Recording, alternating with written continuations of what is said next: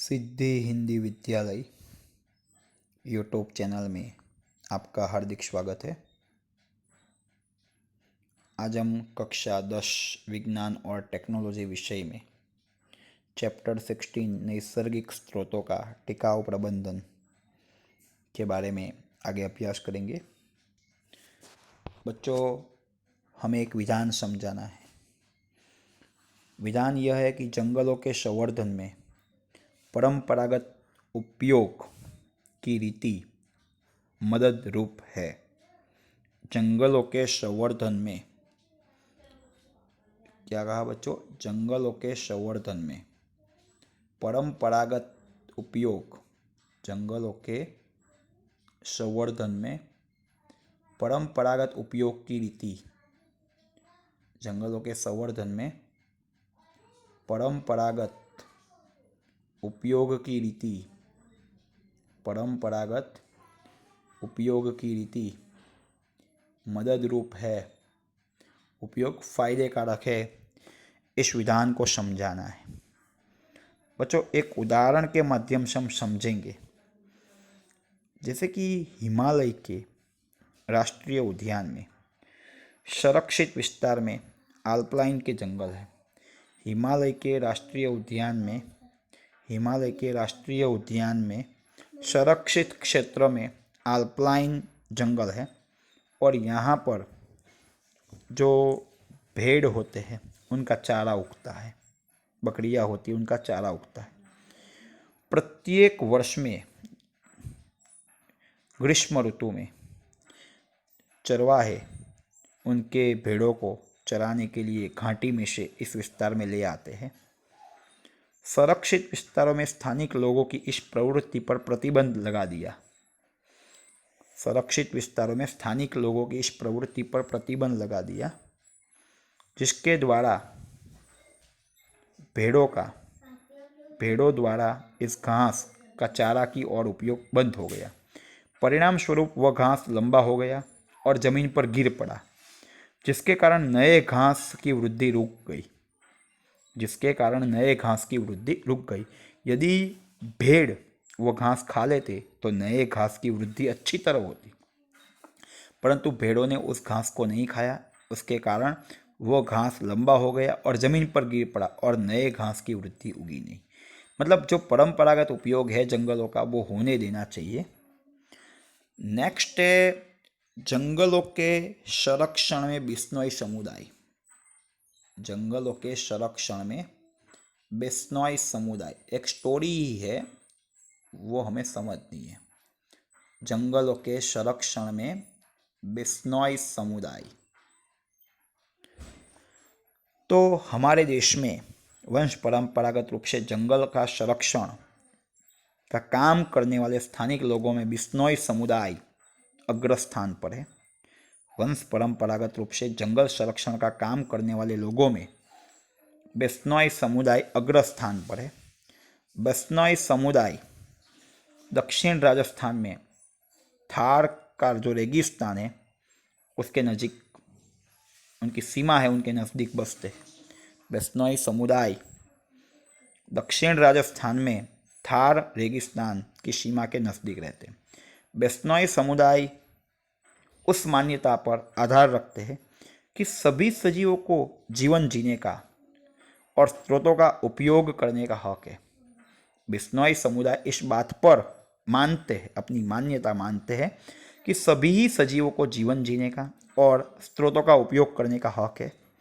बिश्नोई समुदाय के लिए जंगल और वन्य प्राणियों का संरक्षण उनके धार्मिक अनुष्ठान का एक भाग माना जाता है। बिश्नोई समुदाय क्या मानता है कि जंगल और वन्य जीवों का संरक्षण वो उनका धार्मिक अनुष्ठान है।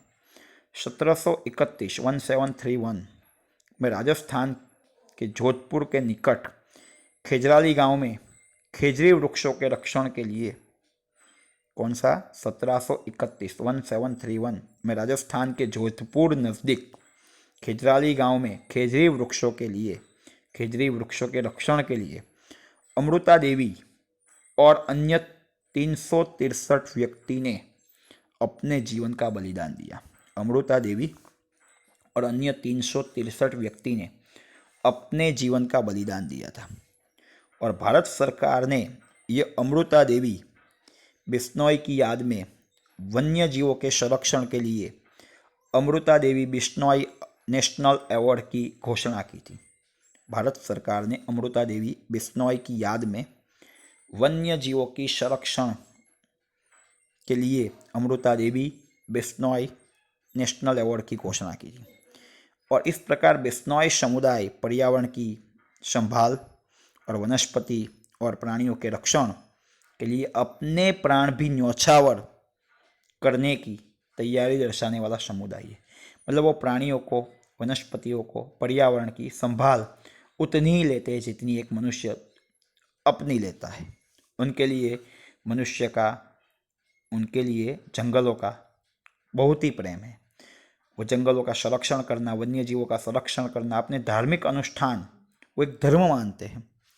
बच्चों, फिर एक टिप्पणी है, चिपको आंदोलन। चिपको आंदोलन, नेक्स्ट टिप्पणी है चिपको आंदोलन। ये भी बहुत सरल टिप्पणी है। चिपको आंदोलन वृक्षों को आलिंगन करने की जो भी योजना है उसके रूप में भी जानी जाती है। यह आंदोलन 1970 के शुरुआत में हिमालय की ऊंची पर्वतीय श्रृंखला के गढ़वाल के रैनी गांव के लोगों द्वारा शुरू किया गया। गढ़वाल जिले के रैनी गांव के द्वारा चिपको आंदोलन स्थानिक लोगों को जंगलों से दूर करने की नीति के परिणाम स्वरूप हुआ। जो स्थानिक लोग थे उनको बोला गया कि तुम जंगलों से दूर रहो, और इसी के कारण चिपको आंदोलन हुआ था।